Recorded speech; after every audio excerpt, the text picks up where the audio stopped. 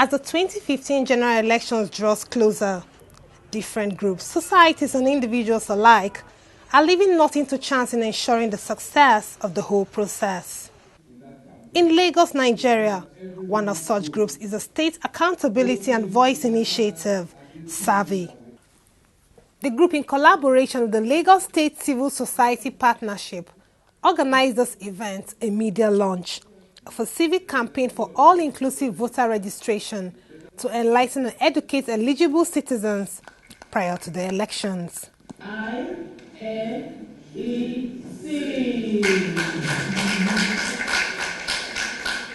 Kayode Iyala, who spoke on behalf of SAVI, decried that people living with different forms of disabilities in past elections have been deterred from exercising their franchise because of one deformity or the other. He said all that will change in the coming elections. In 2011 electioneering process, over 6 million persons registered to vote in Lagos, but only about 1.9 million voted.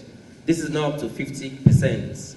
Wherever I believe that through our partnering with our friends in the media this time around, there will be better awareness and mobilization of the more eligible citizens participating in the coming PVC and CVR, and in turn in the 2015 general elections.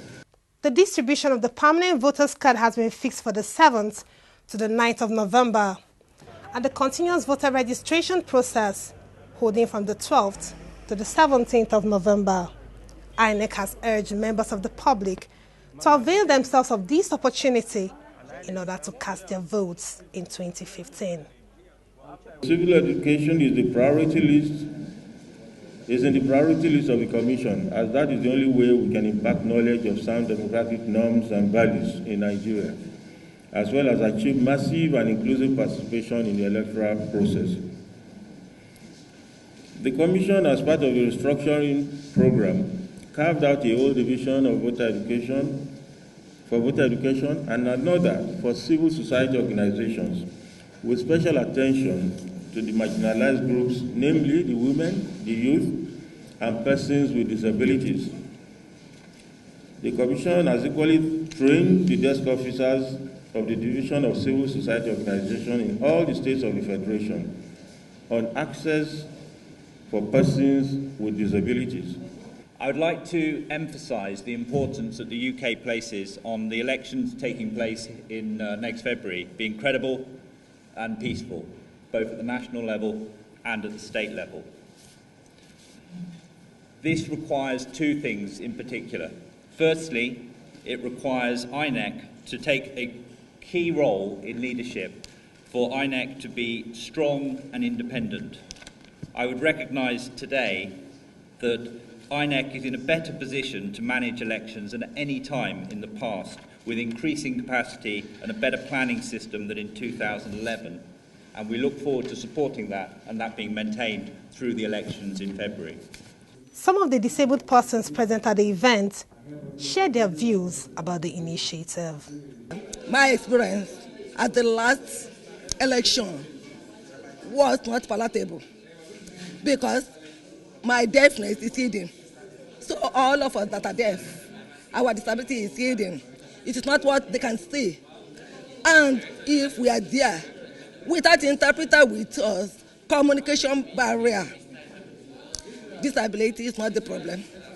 Deafness is not the problem, but the society is. If the society can know that a deaf person, some of us can hear, some of us can talk, some of us may not be able to talk, but we call ourselves deaf.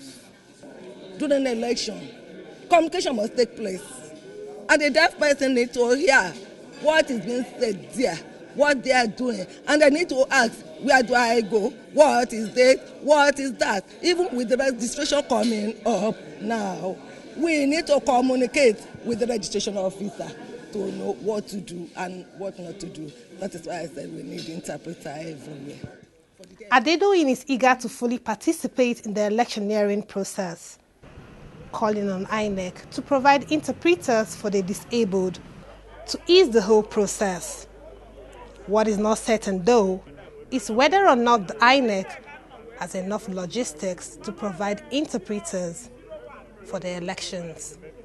Chidinma Chikizie, TV 360, Lagos.